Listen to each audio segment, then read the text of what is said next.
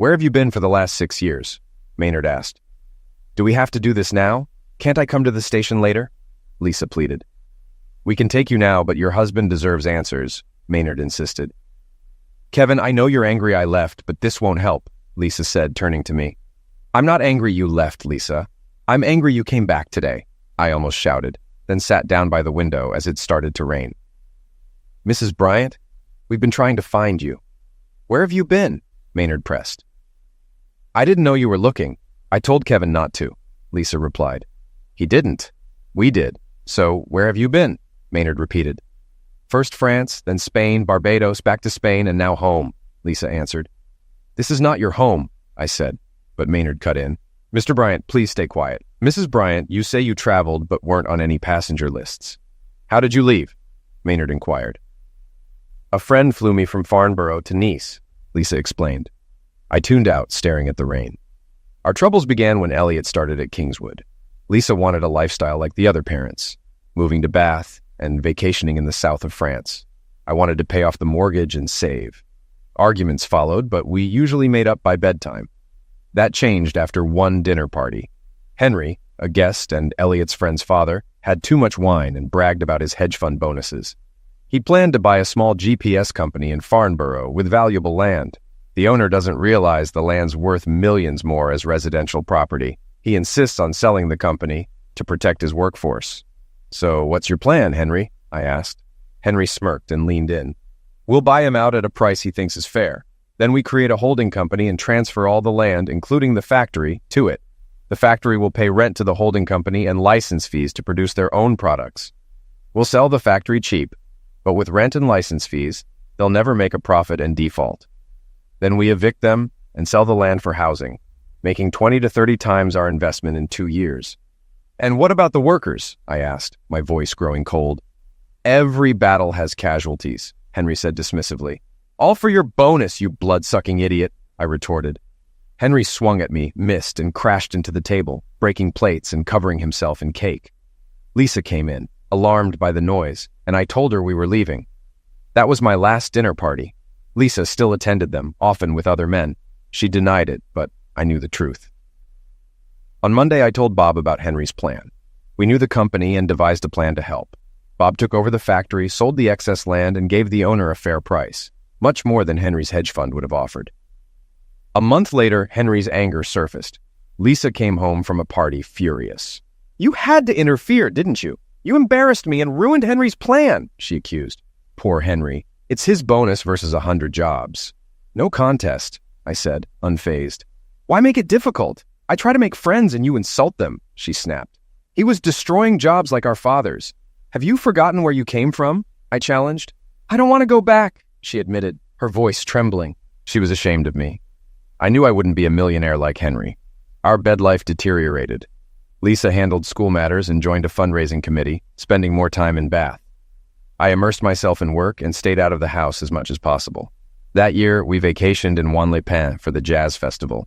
I took Elliot out at night and Lisa paraded in front of the rich and famous. It was our last holiday together. The following year, I wanted to ski, but Lisa refused. Elliot enjoyed winter holidays with me and summer holidays with Lisa. Our lives diverged. I wasn't an ideal husband and didn't care what Lisa was doing. She had turned her back on me. By the time Elliot went to university, we were living separate lives, sharing only a bed. Elliot, influenced by Lisa, studied business. I was disappointed but accepted it. He joined a management consultancy in London after graduating. During these years, I heard rumors about Lisa's behavior. Even Bob Danvers mentioned it. My secretary made faces when Lisa called. I didn't know if she still loved me, but it was clear she had no respect for me. When I came home that night and found Lisa gone, I felt relief. Inspector Maynard didn't understand how she wouldn't know about the search. It was in all the papers and your husband was arrested, Maynard said, incredulous. Lisa looked at me, her eyes wide with surprise. They arrested you. I'm so sorry, Kevin. I didn't expect that. I left a note, she explained. Yes, but it was printed and unsigned. No one believed it, I replied. Mrs. Bryant, I find it hard to believe you didn't know about the search. It was in all the newspapers and even covered by foreign media, Maynard pressed. Inspector, I was abroad and didn't speak the language. I only saw TV news in French. I had no idea what was happening here, Lisa insisted. And you didn't care, I added, bitterness in my voice. You're right, Kevin, I didn't care. We hadn't been close for years. I didn't want to cause you trouble, she admitted. WPC Cavendish returned with a paper for the inspector. Lisa, is that your Range Rover outside? She asked. Yes, why? Lisa responded, suddenly wary. The Spanish police are looking for it and you, in connection with a death in Malaga, Cavendish said. He died in the girl's room. It was a heart attack, not my fault, Lisa protested. The Spanish police are annoyed you left while the case was open. I had to get away from those people. You were right, Kevin. They just use people, she said, her voice softening. Okay, Lisa, we're done here. We'd like you to come to the station to give a statement, but as far as I'm concerned, it's case closed, Maynard declared. I walked them to the door. Inspector Maynard offered his hand. Thank you, Mr. Bryant, and good luck, he said. Thank you, Inspector. Goodbye, I replied, shaking his hand. I watched them leave, feeling relieved. I did miss Lisa. The house felt empty, and even the arguments were gone. But at least she left her bank and credit cards, and I didn't have to worry about our money.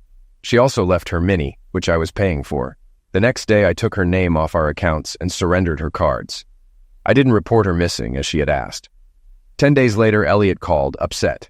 He insisted on involving the police and filed a missing person report. That's when I met Inspector Maynard, who questioned why I hadn't reported her missing. Mr. Bryant, do you know where your wife might have gone or who she left with? He asked. I have no idea and don't care, Inspector, I replied. He wanted to know about our relationship, and I told him the truth. Tell the truth and shame the devil, my mom always said. My admission that we were just two people sharing a house didn't help. 2 days later, the press was camped on my front lawn. They shouted questions as I left for work. In a meeting with Bob Danvers, Maynard showed up again. Mr. Bryant, we have a warrant to search your house and car. I need you to accompany me. I handed over my keys. Here are the keys. You'll find the car in the parking lot.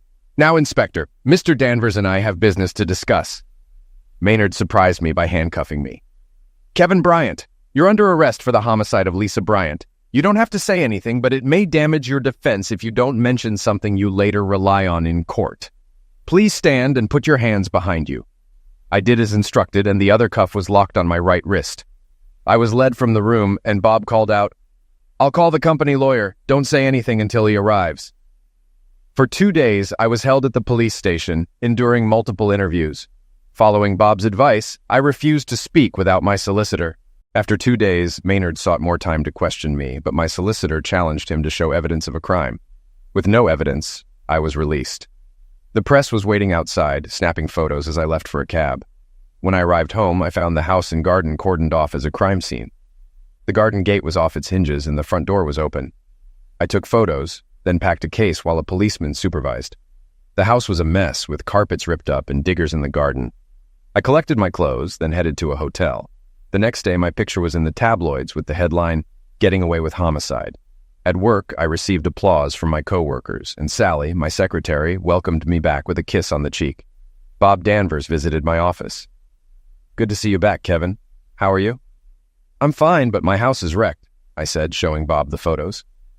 Print those out for me, Bob responded. We'll get the lawyers on it. You deserve compensation. Where are you staying? I spent the night in a hotel. I'll look for a short-term flat, I replied. No need, Bob insisted. Wendy and I have plenty of room. Stay with us until we find you a place. Remember, you have friends here. Later, Sally offered to help find me a place. My Aunt Helen takes in lodgers and has space, she said. Are you sure she'd be okay with a homicide suspect? I asked, half joking. You're no executioner, she laughed. I'll call her this afternoon. That evening, I visited Helen Warrender. She was in her early 50s but looked closer to 40, with piercing blue eyes and shoulder-length dark hair. Her home was nice, and the available double room convinced me to stay. I felt it was only right to ensure Helen knew everything. Her response sealed the deal. Sally told me everything. It's disgusting how they treated you, she said sympathetically. I had forgotten what it was like to be cared for. Helen served me breakfast every morning and insisted I wasn't confined to my room. This is a big house, Mr. Bryant, and I get lonely.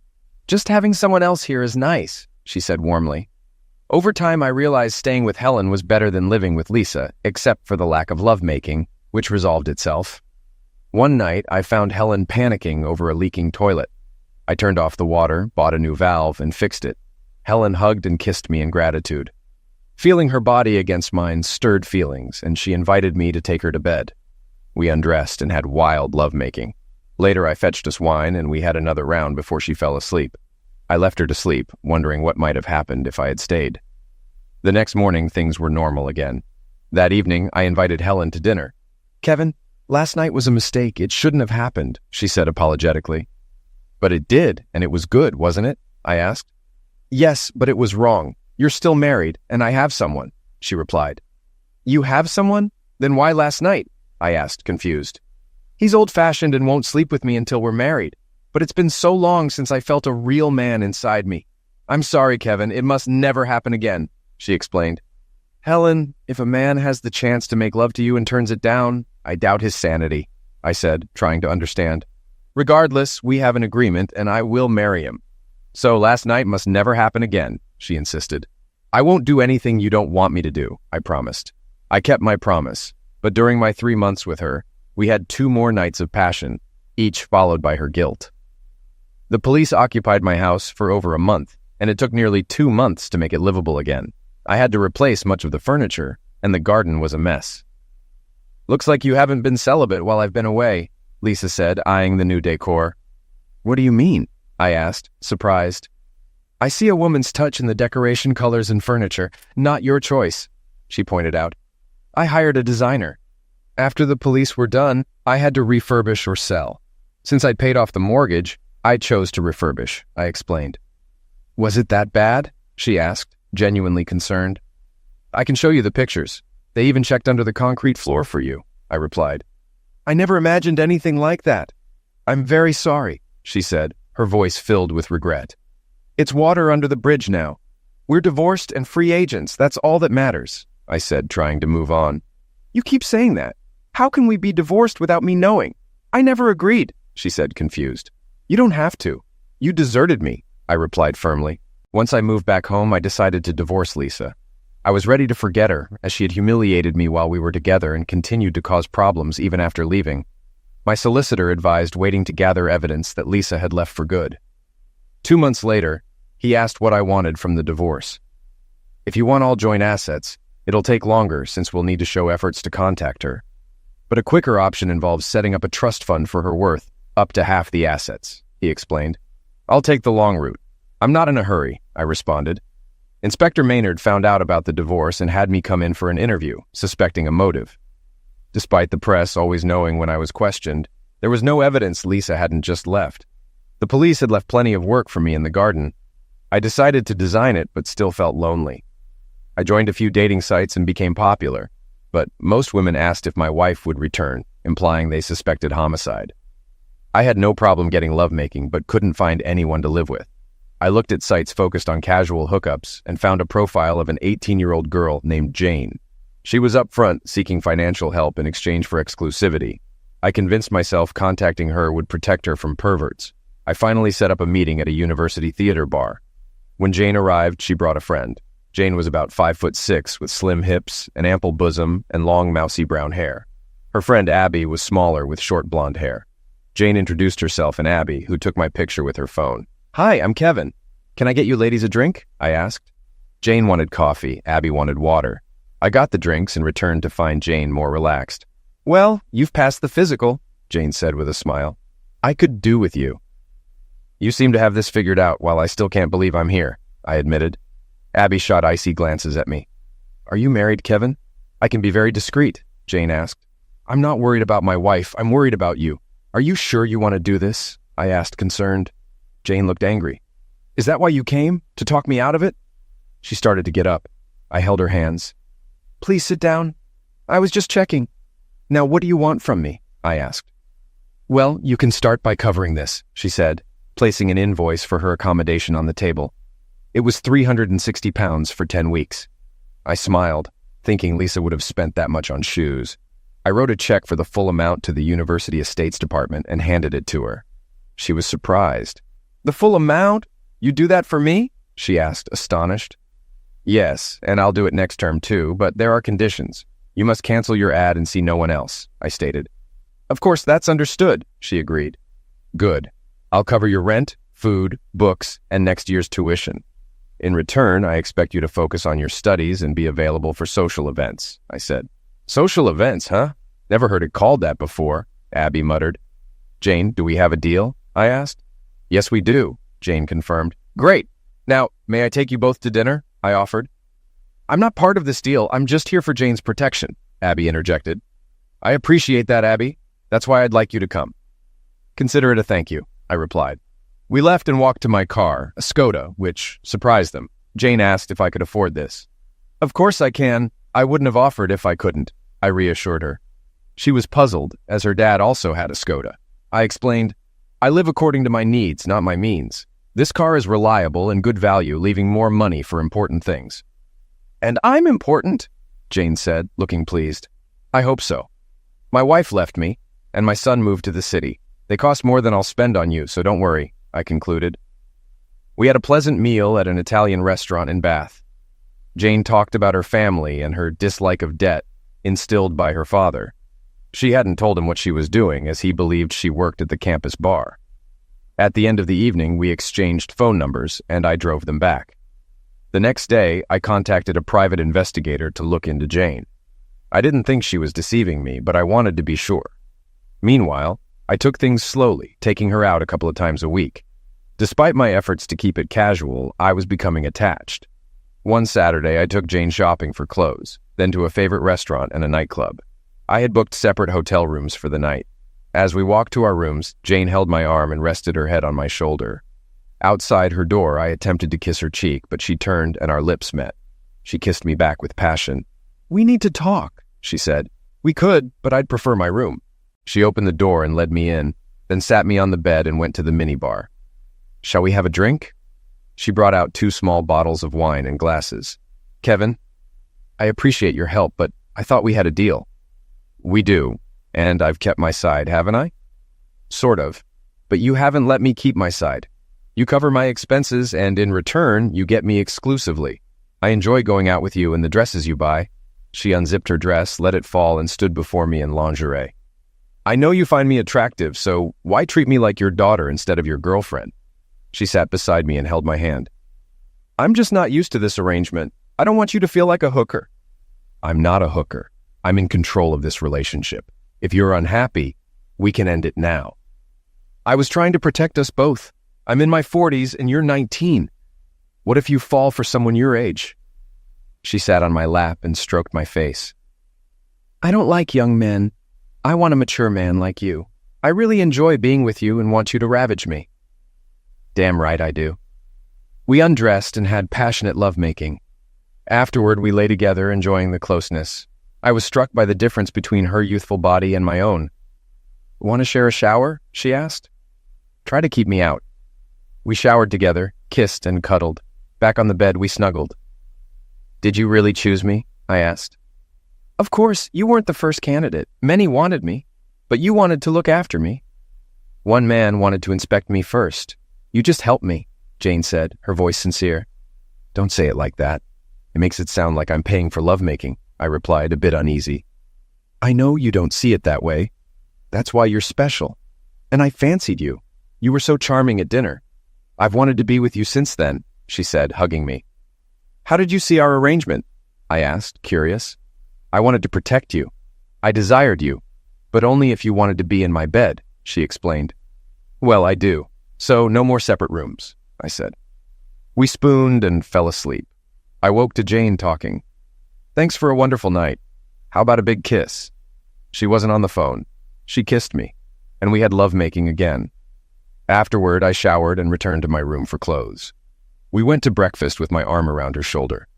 We arrived looking like father and daughter, but left like lovers. On Monday, I called the inquiry agent for a report. He confirmed everything was as Jane said, with no love interest at university. Some even thought she and Abby were partners. I thanked him, closed the case, and asked for the bill. I asked Sally for details of the gym that offered company employees a discount and to book me an appointment with a personal trainer. She gave me a curious look. Why the sudden interest in fitness? Sally asked. I think this old body is out of shape, I replied. It's not that bad, and it's not that old, she said, then smiled knowingly. You've found someone, haven't you? Oh my God, you have. I'm so happy for you. She kissed me on the lips, then looked embarrassed. I'm sorry, I can't wait to tell everyone. I'd rather you didn't, Sally. Let's see how things go first, I said cautiously. Any girl who lets you go is mad or stupid. That's all I'll say, she responded. Thanks, Sally. I won't tell your husband you said that, I joked. He knows. He heard me and Aunt Helen talking about you. If I didn't love him, I would have made a move myself, she said with a grin. He's a lucky man. Now, let's get to work, I said. She left excited, and I wondered how long she'd keep quiet. At Danvers, we were specializing in digital signal processing. Our manufacturing side was still strong, but licensing our designs was more profitable, thanks to my efforts. We hired 2 new graduates annually. Bob, now in his 60s, wanted to take a back seat.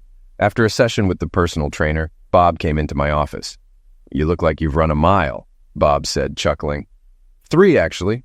What can I do for you? I asked, catching my breath. Your mileage expenses are costing a fortune. The company would be better off giving you a company car. Pick one, but not a Skoda, Bob said. There's nothing wrong with Skoda. Good value for money, I replied. But it doesn't give the impression of success if the acting CEO drives one. Get a Merc, Jag, or Beamer. Something prestigious, he insisted. Hold on, Bob. What did you say about acting CEO? I asked, surprised. Wendy and I are going on a world cruise after Christmas for a couple of months. You'll be in charge while I'm away. We'll discuss the future when I return. Now, find a car. You can spend up to 80 grand, he explained. It took me 2 weeks to choose a car. I didn't tell Jane. We saw each other about 4 nights a week, and she often stayed over. The night I pulled up in the new Jag XK, she didn't recognize me until I got out. Does this show I can support you? I asked, teasing. You silly man. You didn't buy this just to impress me, she said, laughing. No, it's a company car. My boss insisted, I clarified. Your boss must think a lot of you, she said, impressed. I think he does. Now, where do you want to go tonight? I asked, smiling. I don't care as long as I'm with you. Can't we just go to your place and watch TV? Jane asked, smiling. I felt comfortable with our relationship. We didn't need to go out. She was happy just being with me. For the first time in years, I was happy. But it couldn't last. One evening, she wasn't at our usual spot. I went to her room in the theater bar but found no sign of her. Feeling dejected, I returned to my car and found Abby waiting. Abby? Where is she? Is she all right? I asked, worried. She slapped me hard and started yelling. Why couldn't you be honest? If she knew who you were, she wouldn't be heartbroken. I have been honest. I am Kevin Bryant. Look, my driving license, I said, showing it to her. I know you're Kevin Bryant, the man who got away with homicide. Where's your wife? She demanded. I don't know. She left me, I replied. Then why can't anyone find her? Abby pressed. A reporter wanted to interview Jane for a story about women attracted to criminals. Jane defended you, but he showed her all the newspaper stories, Abby explained. I'll bet he did. Stories he's written. I'm done with this. Just because Lisa disappeared doesn't mean I can't have a life. I want Jane in it, I said firmly. I got in my car and drove off. At home, I tried calling Jane multiple times, but her phone was off. I sent a text. It's not true. Lisa left me. Nobody killed her. Please talk to me. I slept poorly and was still angry at work the next day. I barely greeted Sally. Sally, get Guy Pearson from the company lawyers on the phone, I instructed. Certainly. Do you want your coffee now? She asked. Not now, maybe later, I replied. A few minutes later, my phone rang. I've got Guy Pearson for you, Sally said. Kevin Bryant here. I'm still having issues with the police and press about my wife's disappearance, I explained. I told him what had happened and how it affected my life. What do you want me to do, Mr. Bryant? Guy asked. Go after the police, the press, and especially the Post, I said. I'll get started. I'll make sure it gets maximum news coverage, Guy assured me. The next day, Pearson had started. TV cameras were in my face as I opened my door. Is it true you're suing the police? A reporter asked. Yes, I replied. Don't they have a responsibility to investigate your wife's disappearance? Another reporter asked. Yes, but they also need to get their facts right. They had no right to label my house a crime scene without evidence of a crime, I said firmly. Are you claiming £1 million from the Post? Someone else shouted. I don't know the amount. My solicitor is handling it, I replied. What have they done that's worth that much? A reporter inquired. They've labeled me a criminal without evidence. If the Post has proof my wife is dead, the police and I would like to see it. Despite this lack of evidence, they've interfered in my private life and ruined potential relationships. What's the price of that? Now, if you'll excuse me, I have to get to work, I said, getting into the Jag and driving off. At work, things were normal. After lunch, Guy Pearson called to congratulate me on the interview. That night, I saw the TV coverage, which was positive. My interview was followed by a piece on press intrusion featuring others whose lives had been ruined. 3 days later, I received an out-of-court settlement offer. No apology or admission of liability. No deal. The offer was encouraging, but the best thing happened when I got home. On a cold, dark evening, Jane was waiting outside. I hugged her, brought her inside, and made coffee. She looked nervous. "I'm sorry, Kevin. I don't know what to say," she began. "Let me start from the beginning," I said. I told her everything. By the end, my coffee was cold, and Jane had tears in her eyes. I put my arm around her, and she cried on my chest. "I'm sorry, Kevin. I should have talked to you. That man frightened me," she said, sobbing. "He'll regret that," I assured her. "He said horrible things about you and showed me those stories. When I saw you on TV challenging them, I knew I was a fool," she explained. "Abby said you were heartbroken," I mentioned. "I was. I really like you. The lovemaking is great, but it's more than that. I want to be with you, but he scared me," she admitted. I hugged her as she cried. After dinner, she brightened up and we sat together. Before bed, she spoke. "Kevin, I know I have no right to ask, but would you come home with me for Christmas? I want you to meet my dad and mom, but mainly my dad," she asked, looking hopeful. "I'd like that," I said, smiling. We went to bed and held each other, making love slowly and tenderly. "The last 6 years have been kind to you, Kevin," Jane said softly. "Sorry, what was that?" I asked, not quite catching her words. "I said you look well. You look younger and fitter than when I left," she repeated. "I decided to get in shape, dancing and cycling," I explained. "You? Dancing and cycling? Why?" she asked, surprised. "I can't help being an old dad, but I don't have to be a fat old dad," I replied. "You plan on having more kids at your age?" she teased.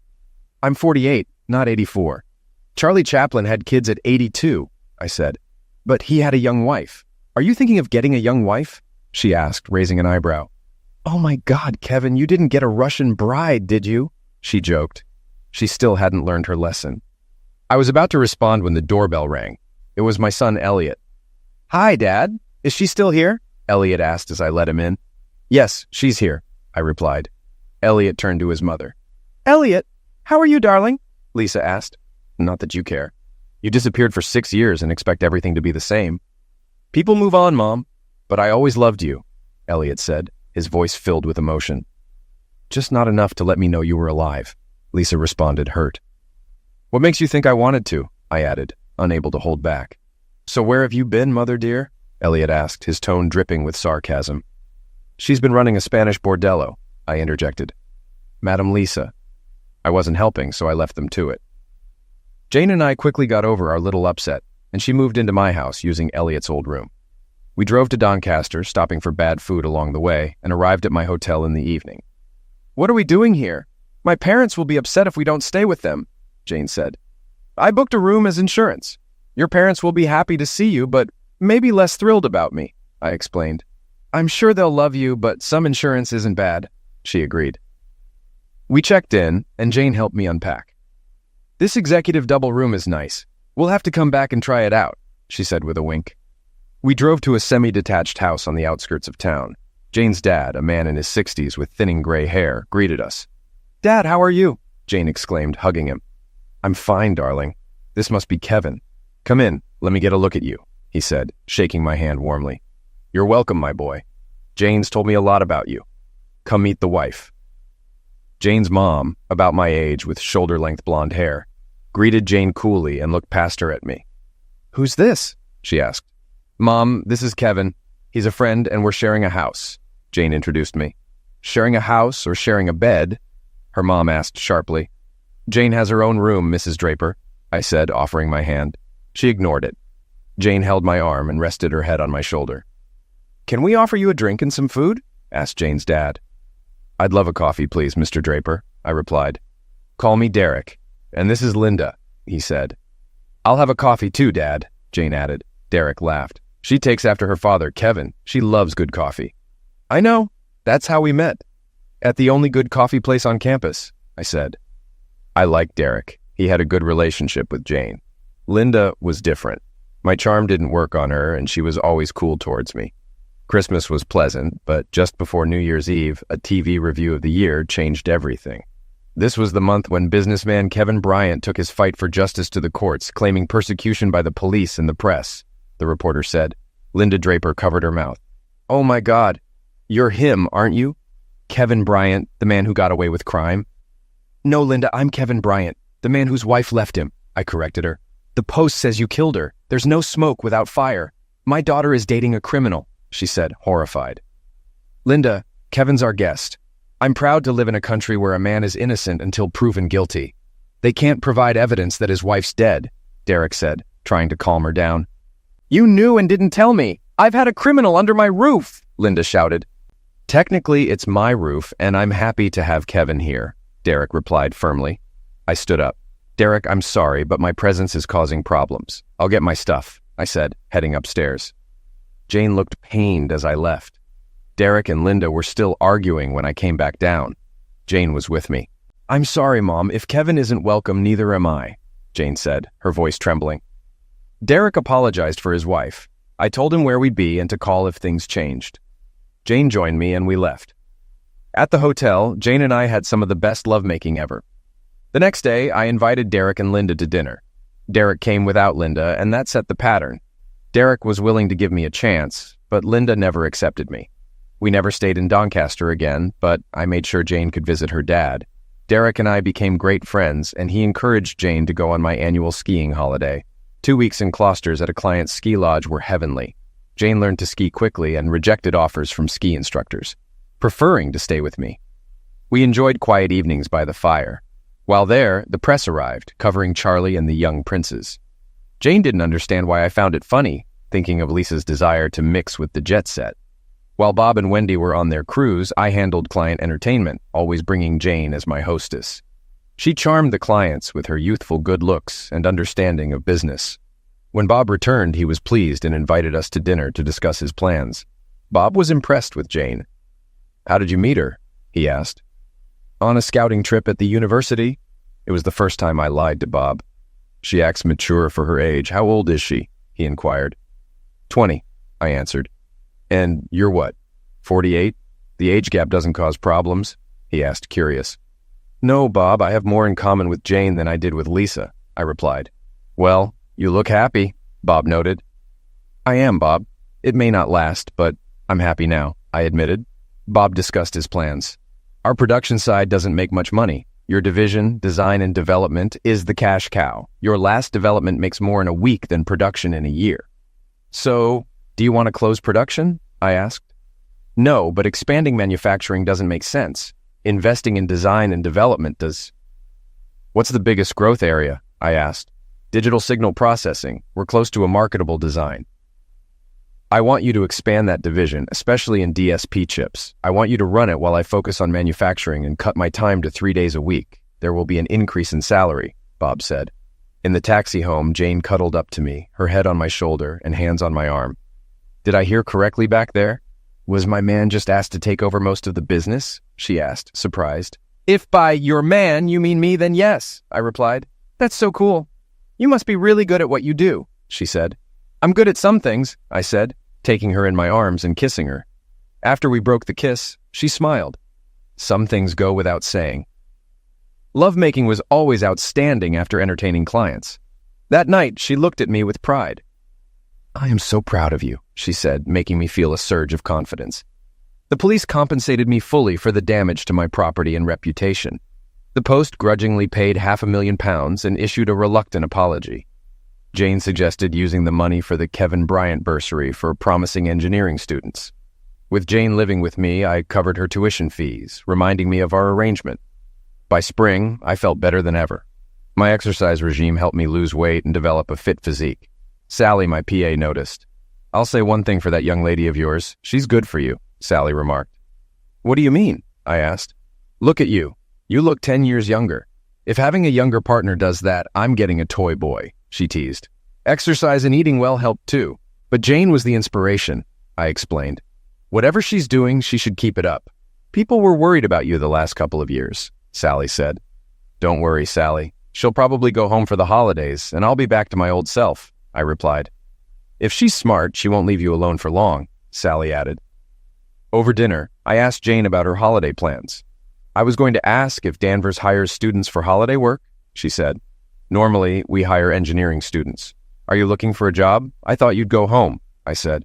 I don't think I could take more than a week with my mother. I'd like to stay here and work, she explained. I'll talk to the office manager about any vacancies, I promised. Jane's work ethic impressed me. Unlike Elliot, who avoided work, Jane sought experience. The next morning, I mentioned it to Bob Danvers, who was keen on the idea. We depend on office staff as much as engineers. We should start training them. Do you have someone in mind? Bob asked. Jane asked if we took on business trainees, I said. Tell Mrs. Pritchard, the office manager, to draw up a training scheme for Jane, Bob instructed. That summer was bliss. We spent days together and went biking to country parks. I loved riding behind her, to admire her divine hips. When term started, it was hard to let her return to university. By July, Danvers launched our first DSP chip, which was an immediate success. We outsourced production but integrated our design into customers' technology, earning a percentage of each chip produced. This increased our income with minimal costs, making us part of the knowledge economy.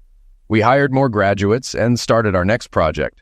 With my personal life thriving and the company doing well, the only dark spot was Elliot. He seemed to believe I was involved in his mother's disappearance and barely spoke to me except to criticize.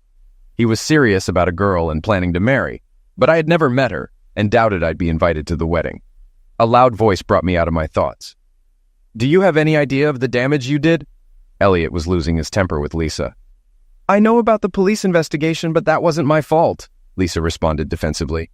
It was your fault. You disappeared without a word. We were suspicious and you didn't even contact me to say you were okay, Elliot shouted. You didn't need me. You moved to London. Your father and I hadn't had a proper relationship for years, which is why he never tried to find me, Lisa retorted. Of course I needed you. I went into finance because of you. I wanted you to be proud of me, to see my success. But you weren't here, Elliot replied, his voice filled with frustration. You had your father to talk to, Lisa said, trying to defend herself. No, I didn't. You destroyed that too. I blamed him for your disappearance. I even thought the police might be right.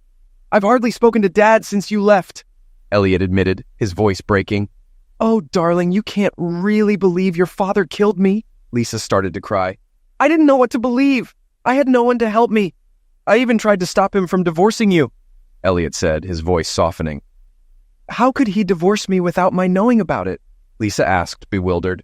The divorce came at a tough time for me, coinciding with Jane's graduation and the end of our arrangement. Guy Pearson handled the divorce well, but my relationship with Jane was another matter. I had fallen totally in love with her despite the age difference and feared the end. Jane noticed my distraction, but I blamed it on the divorce. I encouraged her job search, wanting the best for her. When she received a job offer from KPMG, she came to me with the letter. Kevin, I've been offered a job at KPMG in their accountancy division, she said excitedly. That's great news. After their graduate training, you'll be in high demand, I replied, trying to sound enthusiastic. But it's in London, she said, her voice faltering. You'll enjoy the fast pace and nightlife, I said, avoiding her eyes. So you want me to take it? She asked, her voice rising. I want what's best for you, I said, trying to keep my composure. Oh, for God's sake, Kevin, do you want me to go to London? She asked, tears welling up in her eyes. Our arrangement is ending. You should do what's best for you, I said, my voice cracking. Is that all I mean to you? Maybe I should go to London, she said, starting to sob uncontrollably. I put my arm around her as we sat on the sofa. Of course you mean more to me, but I thought you'd want to find a man your own age and live life fully, I said, tears welling up in my eyes. Kevin Bryant, you can be so stupid. I don't want a man my own age. I want to get out in the world, but with you. I don't want to leave you. If you want me to go, I will, she said, her voice trembling. You'd give up this chance to stay with me? I asked, stunned. You're 48. That's not old. And I'm in love with you. Can I move out of the spare room now? Will you take me to bed and show me how much you love me? She asked, her eyes pleading. I picked her up and carried her to the bedroom. We lay on the bed, undressing and touching each other. After another passionate session, I asked, Did you enjoy it? Oh, yes, it was unbelievable. How about you? She replied, smiling. It was amazing. But I don't want to do it all the time. I miss the holding and hugging, I said. How do you always know the nicest things to say? She asked, getting off the bed and kissing me. I forgot to tell you. I've had another job offer from the place where I worked during the holidays. The money's not as good, but I like the staff. Bob Danvers offered you a job? He didn't tell me, I said, surprised.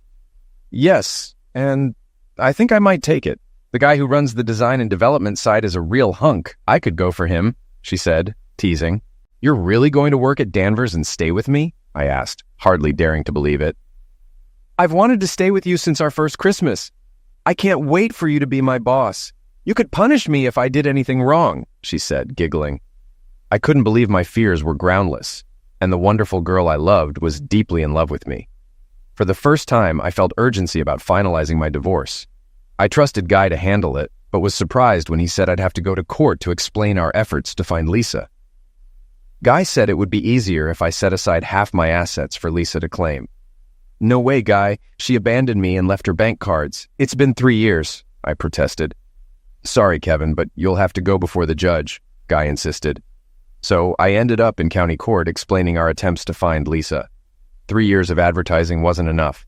The court required another year of ads in European countries. On my way out of court, Detective Inspector Maynard confronted me. Good morning, Mr. Bryant. You've finally given me something, Maynard said smugly. What are you talking about? I asked, confused. Motive, Mr. Bryant. Half your net worth must be a couple £100,000. People have been murdered for less, he stated. The only reason I want my wife to return is to see you apologize for mistreating me, I shot back. The file is still open, Mr. Bryant, and I'm patient, Maynard warned. You'll wait a long time because she isn't dead, I retorted, and walked off.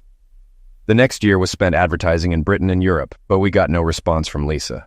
The court awarded me a decree nisi, becoming absolute in 6 weeks. For the first time in 24 years, I was free. I considered marrying Jane, but we were happy as we were. I was the happiest I'd ever been, except for my strained relationship with Elliot. He recently married Christine, who invited me to the wedding. She tried hard to mend our relationship, but it was a struggle. Mother, you didn't expect nothing to change after you deserted us. We've moved on, and Dad had to divorce you, Elliot said firmly. But surely I have some say. I was part of the marriage, Lisa argued. You had your say the day you walked out, Elliot defended me for the first time since Lisa left. So what happened, Kevin? How did you manage to divorce me? Lisa asked, turning to me. Elliot was right. You did the job by walking out. The court insisted I give you every chance to claim your share, I explained. And did you? She pressed. Yes, I advertised in Le Monde, Le Figaro, El Pais, La Repubblica, and all the British press. When you didn't respond, the court decided you weren't interested, I replied. So if we're divorced, what's happened to my share? Lisa inquired. The court concluded you abandoned all assets, leaving no your share, I said.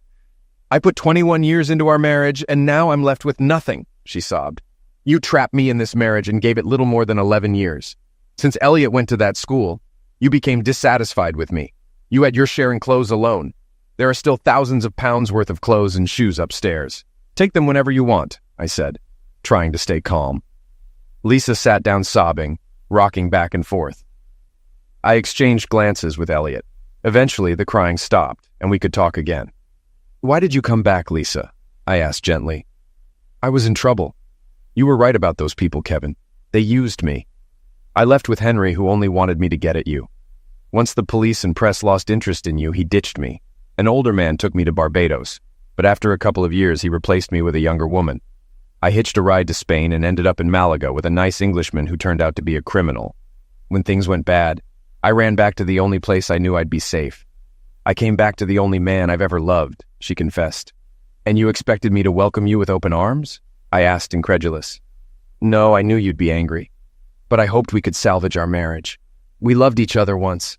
I hoped I could make you love me again.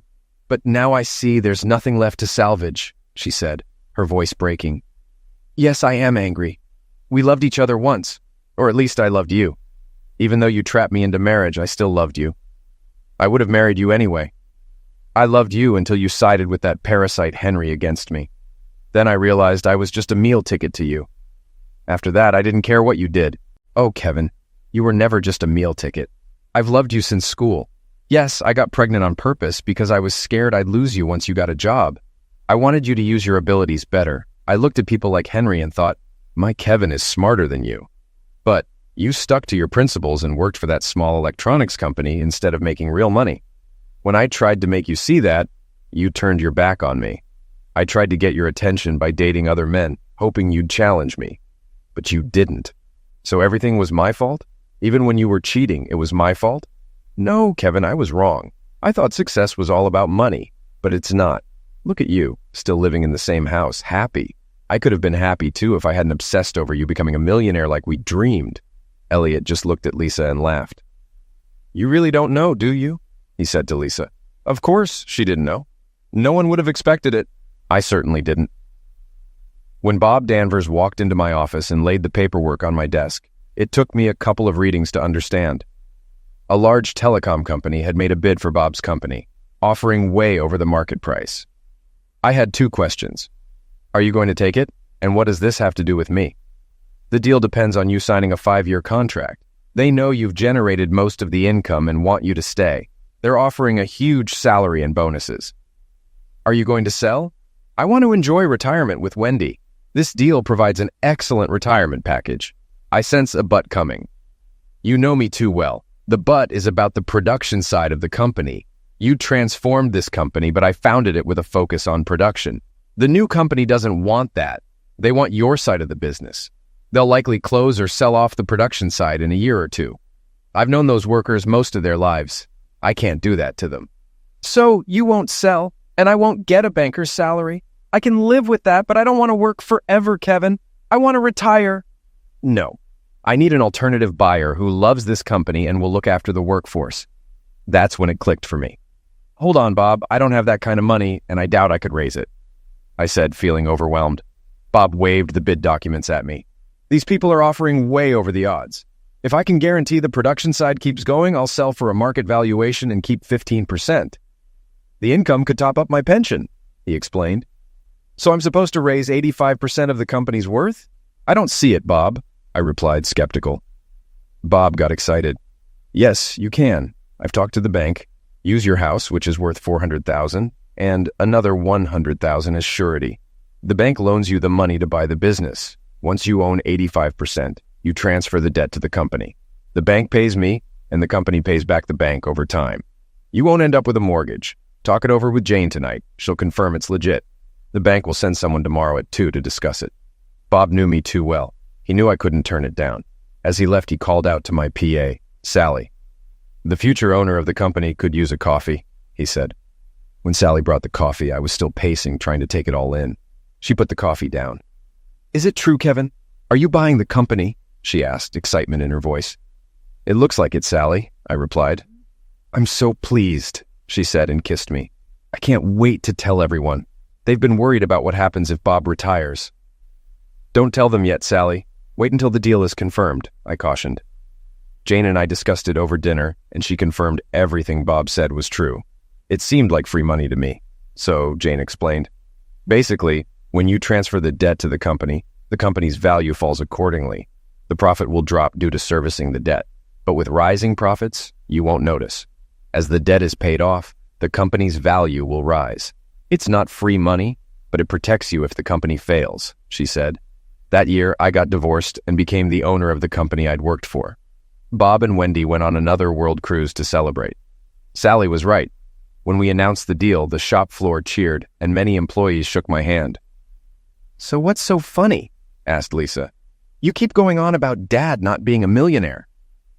Elliot, there's no need for that, I told him. Well, it's true, Dad. If she wanted you to be a millionaire, she should have stuck around, Elliot said. Are you saying your father, who still works for that tin pot electronics company, is wealthy?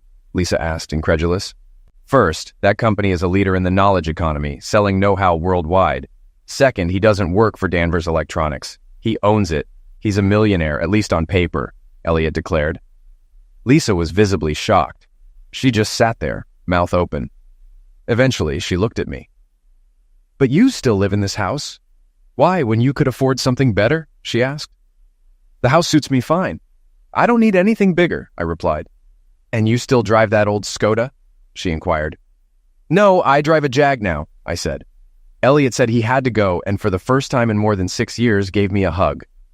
I'm sorry, Dad. If the invitation is still open, I'll see you tomorrow. Christine was planning to come anyway, he said.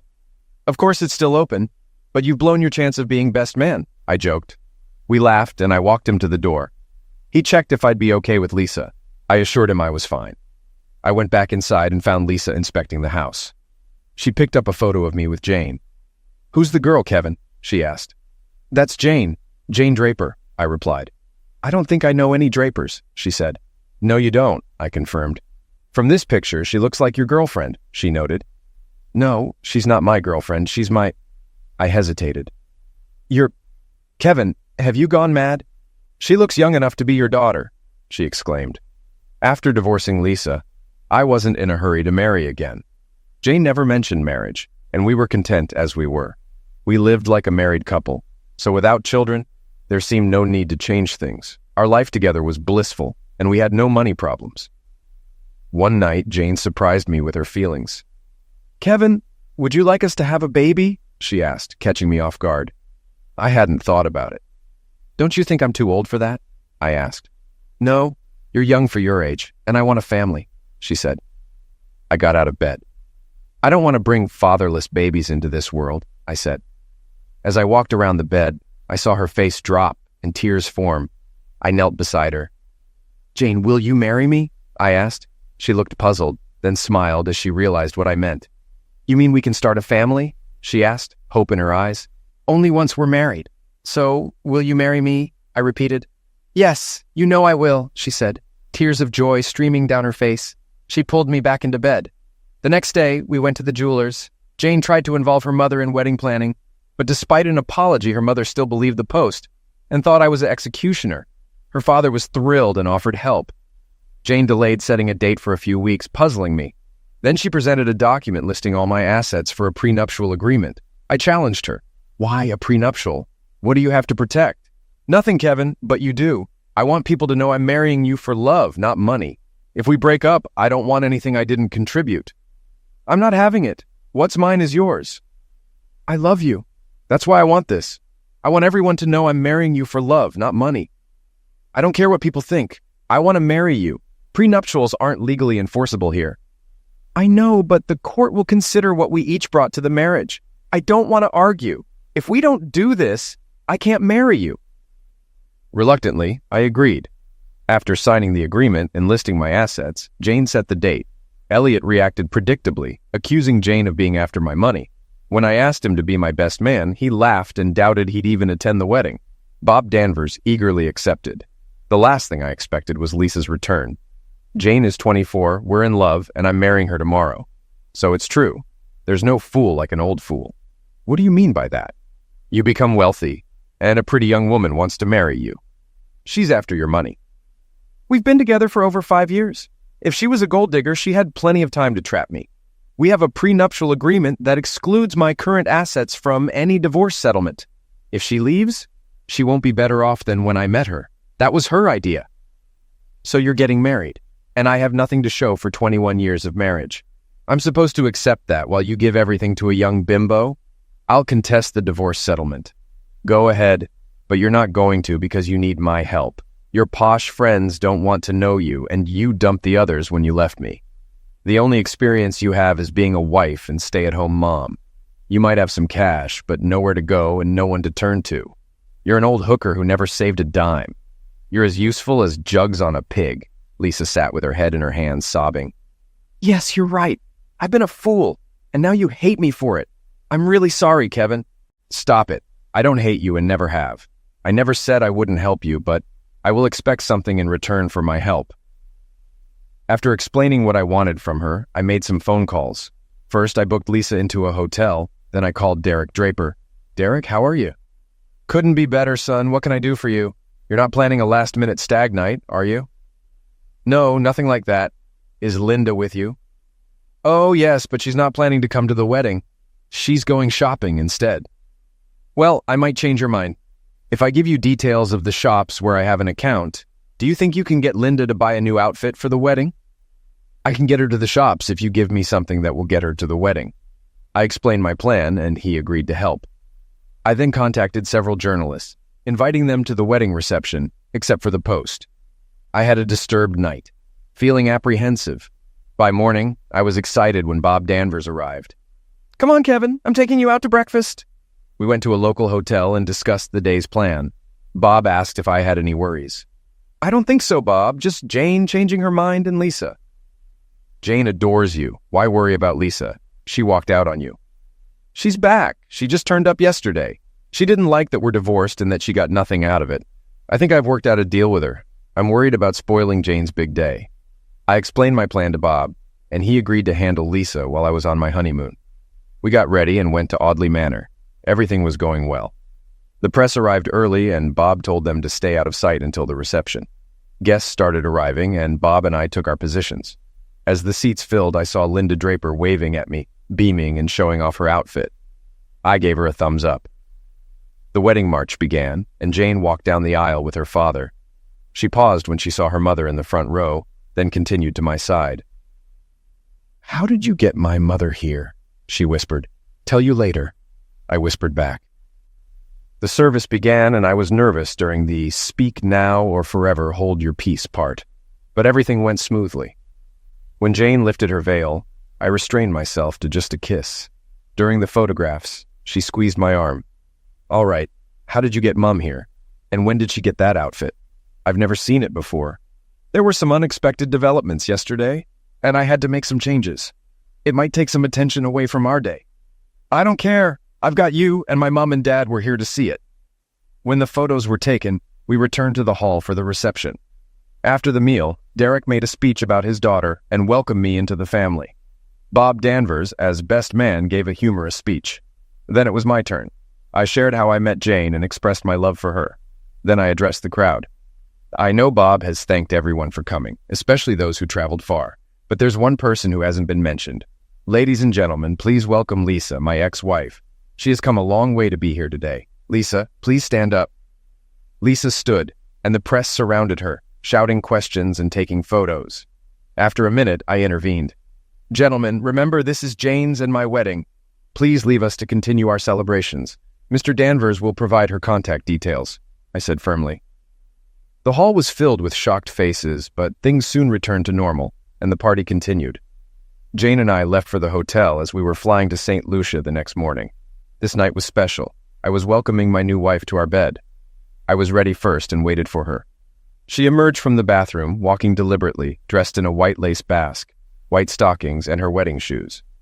She held a small packet in her left hand. Kneeling on the bed, she lifted my chin, kissed me, and showed me the packet of contraceptive pills before discarding them in the bin. Returning to the bed, she kissed me again. "Okay, Mr. Bryant, let's make babies," she said with a smile. "Sure, Mrs. Bryant," I replied, feeling a surge of joy. "What did you call me?" she asked playfully. "Mrs. Bryant," I repeated. "Say it again. I need to get used to it," she said, her eyes sparkling. "Okay, Mrs. Bryant," I said, pulling her close for another kiss. After our physical engaging night, I did manage to give Jane the baby we wanted, and we enjoyed being parents so much that we had another child. Our children and Elliot's 2 kids are all close in age, making family gatherings interesting. Christine has been great for Elliot, who took a pay cut to work for me. Our relationship has improved significantly. Being close to those affected by his decisions has made Elliot a better and happier man. However, his relationship with Lisa has suffered. Only Christine's insistence on the importance of a grandma keeps them in touch. Lisa sold her story to the Sunday papers, earning over £100,000. Surprisingly, it painted me in a good light regarding her foreign escapades. She named names and stirred up trouble for others, but not for me. The money didn't last long, but Lisa found a wealthy older man who married her. Jane's mother hasn't bought a copy of the Post since our wedding. She's now proud of her daughter and me. She and Derek moved closer to be near their grandchildren. Derek and I get along very well. I'm as happy as can be with a lovely young wife, 3 children, and a son who looks after our interests. My younger children think I'm a superhero. Life has been eventful, and may it continue to be so.